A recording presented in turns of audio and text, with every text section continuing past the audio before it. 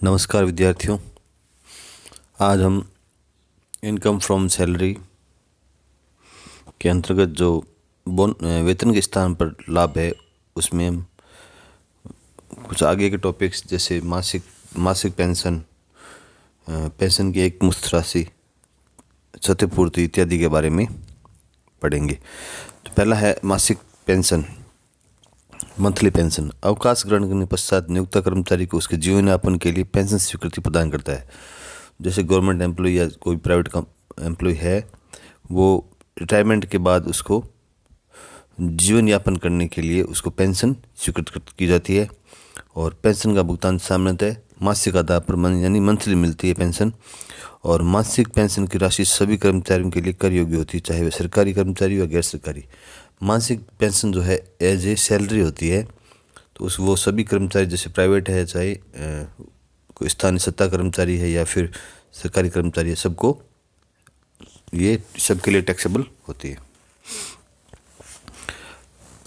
मासिक पेंशन देय आधार पर कर योग्य होती है, ड्यू बेस पे ये टैक्सेबल होती है। कर्मचारी की मृत्यु के पश्चात पेंशन बंद हो जाती है। जो मंथली पेंशन है वो कर्मचारी की मृत्यु के बाद बंद हो जाती है। और नियोक्ता कर्मचारी की मृत्यु के पश्चात कर्मचारी के परिवार की कोई पेंशन करता है तो ऐसी पेंशन पारिवारिक पेंशन कहलाती है, यानी फैमिली पेंशन कहलाते हैं। और ये इनकम फ्रॉम अदर सोर्सेज शीर्षक में कर योग्य होती है। यानी जो पेंशन है, मंथली पेंशन है, वो तो इनकम फ्रॉम सैलरी में आएगी, और फैमिली पेंशन है वो इनकम फ्रॉम अदर सोर्सेज में आएगी। तो अब पेंशन की एक मुश्त राशि, कम्यूटेशन ऑफ पेंशन। यदि कोई सरकारी कर्मचारी सेवानिवृत्ति के पश्चात नियमित 5 मासिक पेंशन प्राप्त करने के स्थान पर संपूर्ण या आंशिक पेंशन एक मुश्त प्राप्त करता है, तो ऐसी एक मुश्त राशि के कर मुक्त या कर योग्य भाग की गणना के लिए प्रावधान निम्न प्रकार है। सरकारी कर्मचारी दशा में केंद्रीय अथवा राज्य सरकार के कर्मचारियों अथवा स्थानीय सत्ता अथवा केंद्रीय राज्य अधिनियम के अंतर्गत स्थापित किसी निगम के कर्मचारियों अथवा किसी सार्वजनिक संस्था में लगे कर्मचारियों तथा उच्चतम न्यायालय के न्यायाधीशों द्वारा प्राप्त पेंशन की एक मुश्त राशि पूर्णतः करमुक्त होती है। यानी केंद्र राष्ट्र के कर्मचारी हो गए, निगम कर्मचारी हो गए, सार्वजनिक संस्था में लगे कर्मचारी हो गए, और उच्च और उच्चतम न्यायालय के न्यायाधीश हो गए। इन सबके लिए जो एक मुश्त पेंशन है वो टैक्स फ्री है। सेकंड पॉइंट है अन्य किसी गैर सरकारी नियोक्ता से प्राप्त एक मुश्त पेंशन। यानी जो ऊपर जो ए पॉइंट फर्स्ट पॉइंट में छोड़कर बाकी के लिए अगर कोई नियोक्ता से प्राप्त एक मुश्त पेंशन है तो उसके लिए गैर सरकारी कर्म नियोक्ता से प्राप्त पेंशन की एक मुश्त राशि निम्न सीमा तक कर मुक्त होती है। इसे ए पॉइंट है, यदि कर्मचारी को ग्रेच्युटी राशि मिलती है, साथ में ग्रेच्युटी मिलती है, तो वह साधारणतः संपूर्ण पेंशन के बदले जितनी राशि पाने का अधिकारी हो उसके 1/3 भाग की एक मुश्त राशि तक कर मुक्त होती है। यानी जो संपूर्ण पेंशन के बदले 1/3 टैक्सेबल हो जाएगी। सेकंड पॉइंट बी पॉइंट है, यदि कर्मचारी को कोई ग्रेच्युटी राशि नहीं मिली है, ग्रेच्युटी नहीं मिली है, तो वह साधारणतः संपूर्ण पेंशन के बदले जितनी राशि पाने का अधिकारी हो उसके आधे भाग, यहाँ पर हम 1/2 कर देंगे कि राशि टैक्सेबल होगी, टैक्स फ्री होगी, और वहाँ 1/3 होगी। यहाँ पर 1/3 टैक्स फ्री होगी और बी पॉइंट में 1/2 टैक्स फ्री होगी। कर्मचारी की मृत्यु के पश्चात उसके परिवार के सदस्यों को प्राप्त पेंशन अन्य साधन से आय शीर्षक में कर योग्य होती है। ऐसी प्राप्त राशि का 1/3 या 15,000 दोनों में से जो कम हो कर मुक्त होगा। एग्जाम्पल देखिए 3.13, निम्नलिखित प्रत्येक स्थिति में निर्धारण वर्ष 2020-21 के लिए पेंशन की कर योग्य राशि ज्ञात कीजिए। तो ए, राजस्थान सरकार ने से 1,000 रुपये प्रति माह पेंशन 1 दिसंबर 2019 से प्राप्त करता है। बी है, वह जो पॉइंट है वो है सेकंड पॉइंट, 30 जून 2019 को राजस्थान सरकार की सेवाओं से सेवानिवृत्त हुआ, उसको 31 दिसंबर 2019 तक 900 रुपये प्रति माह पेंशन मिलती है। 1 जनवरी 2020 को उसने अपनी पेंशन के 2/3 भाग के स्थान पर एक मुश्त 1 लाख प्राप्त की। 31 जुलाई 2019 को एक कंपनी से सेवानिवृत्त होता है और उसको 31 जनवरी 2020 तक 1,200 रुपये प्रति माह पेंशन प्राप्त होती है। 1 फरवरी 2020 को उसने अपनी पेंशन के 3/4 भाग के स्थान पर एक मुश्त 90,000 रुपये प्राप्त की। यदि उसको सेवानिवृत्ति के स्थान के समय 60,000 रुपये ग्रेच्युटी प्राप्त होती है तो उसमें क्या अंतर पड़ेगा। तो पहले हम फर्स्ट पॉइंट लेते हैं, राजस्थान सरकार से 1,000 रुपये प्रतिमाह पेंशन के 1 दिसंबर 2019 से प्राप्त करता। तो सभी कर्मचारियों के लिए टैक्सेबल है। तो इसमें क्या लिखा है, 1 दिसंबर 2019 है, तो दिसंबर, जनवरी और फरवरी, क्योंकि सरकारी कर्मचारी है तो यहाँ लेंगे मार्च 19 से फरवरी 20 तक का वेतन आएगा, पेंशन आएगी। तो दिसंबर से प्राप्त करें तो दिसंबर, जनवरी और फरवरी, तो 3 माह की पेंशन 1,000 इंटू 3,000 रुपये पेंशन कर योग्य होगी। सेकंड पॉइंट है, व्यय की कर निदान वर्ष 2021 के लिए पेंशन की कर योग्य राशि इन प्रकार होगी। तो इसने क्या किया है, 30 जून 2019 को राजस्थान सरकार की सेवा से सेवानिवृत्त हुआ। तो यानी मार्च, अप्रैल, मई, जून 4 महीने तो इसको सैलरी मिलेगी। उसको 31 दिसंबर 2019 तक 900 रुपये प्रतिमाह पेंशन मिलती है।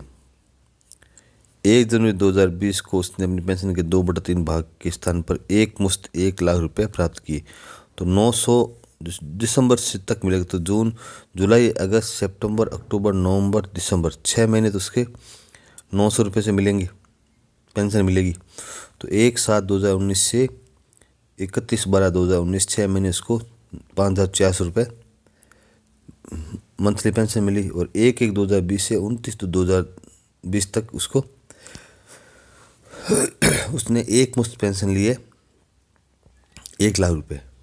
तो अब इसके लिए क्या नियम है, क्योंकि वो राजस्थान का कर्मचारी है तो उसको ग्रेच्युटी भी क्या मानेंगे, ग्रेच्युटी उसको नहीं मिली है, ग्रेच्युटी मिली है ऐसा मानेंगे। तो देखिए, यदि कर्मचारी को ग्रेच्युटी मिलती है तो साधारणतः संपूर्ण पेंशन के बदले जितनी राशि पाने के अधिकारी उसको 1/3 भाग की, अच्छा 2/3 भाग के लिए उसको मिल गई है। तो 2/3 भाग उसने कम्यूटेड पेंशन ले ली है। और क्योंकि वो सरकारी कर्मचारी है इसके लिए उसके लिए पूरा टैक्स फ्री है। बाकी जो 900 है, क्योंकि 2/3 भाग उसने ले लिया तो बाकी 1/3 भाग उसको अब मिलेगा इंटू 2 महीने, यानी जनवरी और फरवरी का मिल जाएगा 600 रुपये। और एक मुश्त पेंशन है वो पूरी एग्जेम्प्टेड होगी क्योंकि ये गवर्नमेंट एम्प्लॉय है। तो कर योग्य राशि 6,000 रुपये होगी। से की कर निदान वर्ष 2020-21 के लिए पेंशन की कर योग्य राशि इन प्रकार है। 1/8/2019 से सी का एक पॉइंट देख ले, दोबारा देखते हैं हम।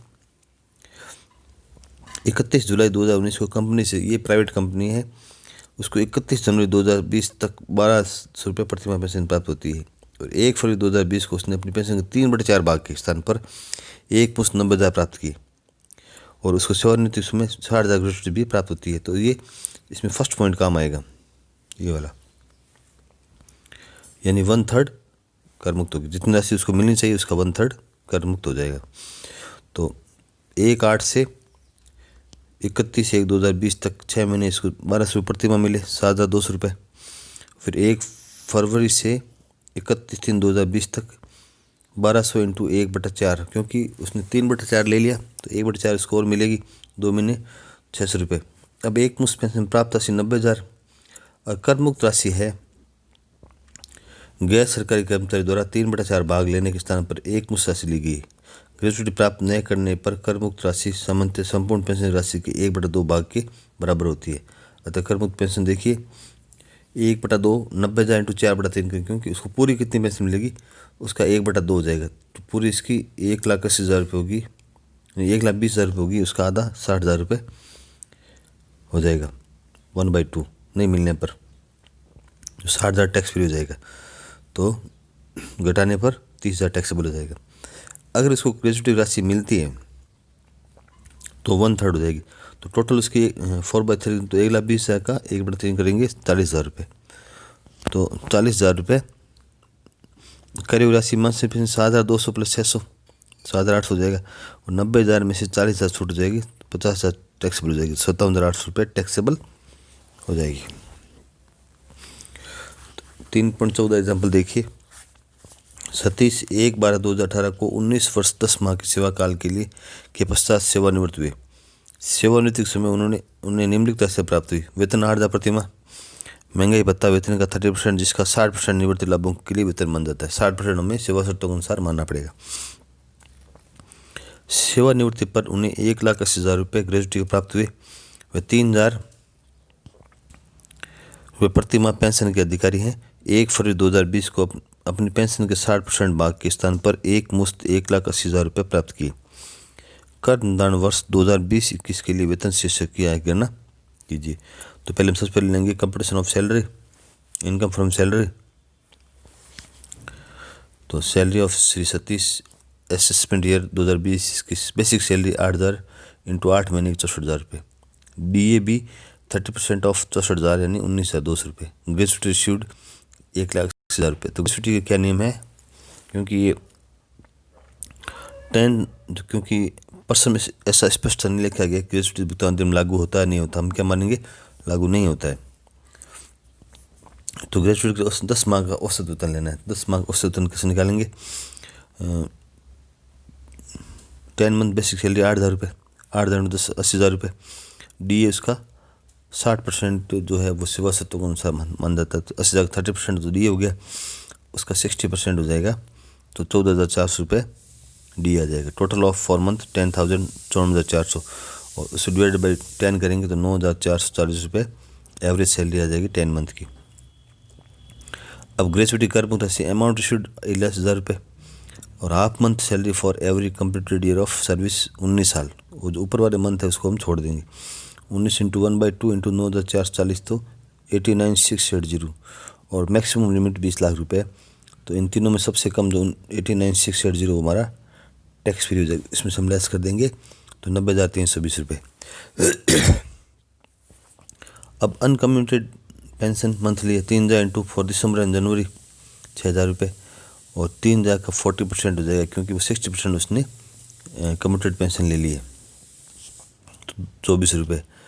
तो 8,400 टैक्सेबल पूरी हो जाएगी। अब जो कम्यूटेड पेंशन है 1,80,000 रुपये। अब इसको ग्रेजुटी मिल रही है तो हम क्या करेंगे, ग्रेजुटी मिल रही है, सरकारी कर्मचारी नहीं है तो उसके लिए क्या करेंगे, तो ये आएगा 1/3 जितनी पेंशन उसको पूरी मिलनी चाहिए उसका 1/3 टैक्स फ्री हो जाएगा। तो पूरी मिलनी चाहिए, देखिए आप ये 1,80,000 रुपये 60% है तो इंटू 100 अपॉन 60 करेंगे और इंटू 1/3 करेंगे तो 1,00,000 रुपये इसकी छूट मिल जाएगी, बाकी 80,000 टैक्सेबल हो जाएंगे।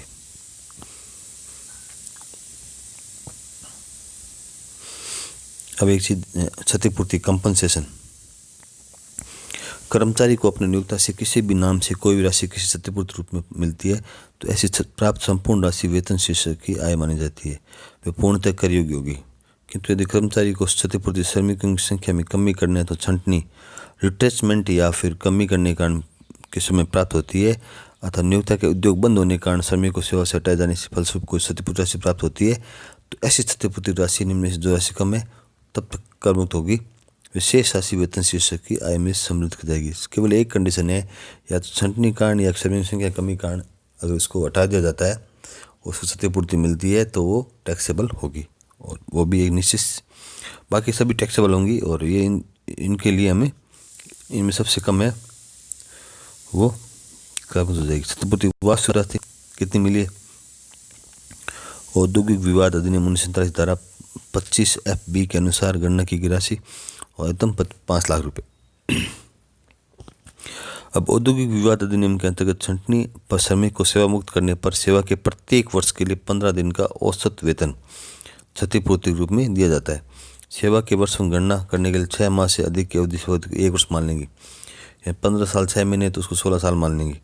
6 माह तक की सेवा की अवधि को छोड़ देंगे। 6 माह से ज़्यादा है तो उसको छोड़ देंगे, 6 माह से ज़्यादा जोड़ देंगे, 6 माह तक की सेवा उसको हम छोड़ देंगे।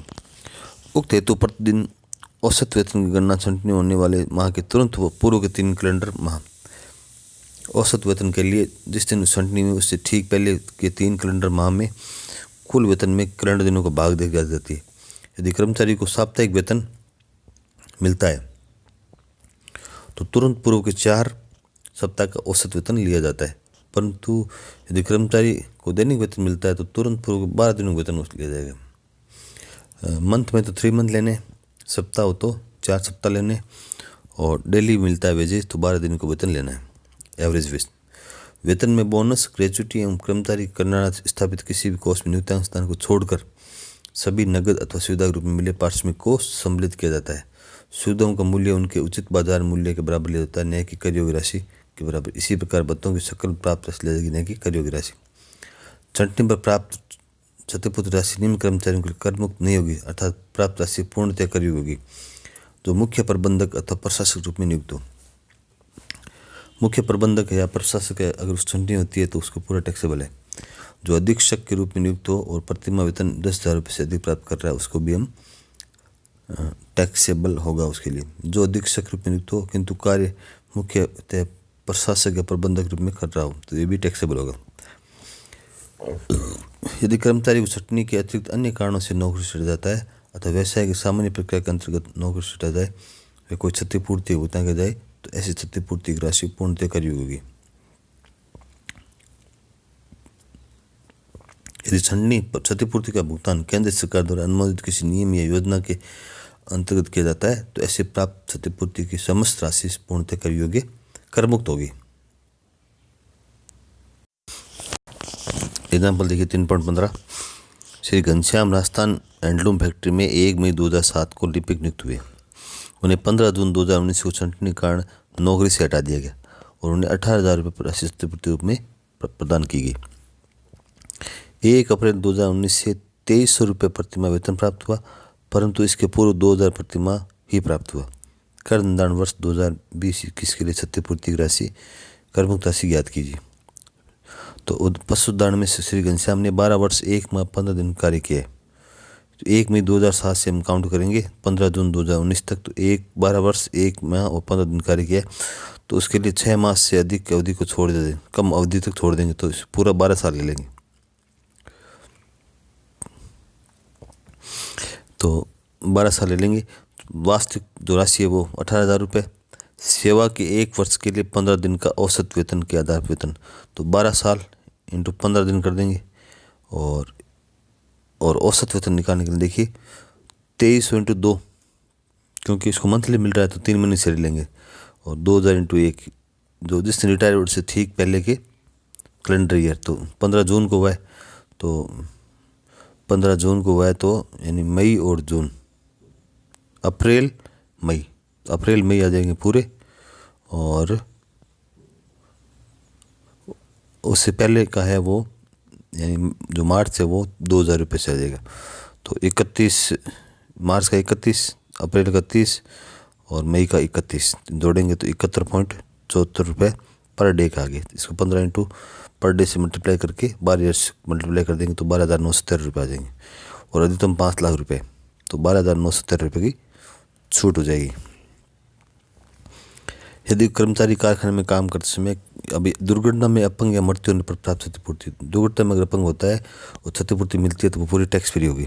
यदि कर्मचारी कारखाने में काम करते समय किसी दुर्घटना के कारण शारीरिक या मानसिक रूप से असक्षम हो जाता है तो उसकी किसी दुर्घटना में मृत्यु हो जाती है, ऐसे समय नियोक्ता से कर्मचारी की क्षतिपूर्ति अधिनियम 1948 में वर्णित प्रावधानों के अनुसार क्षतिपूर्ति का भुगतान करना होता है।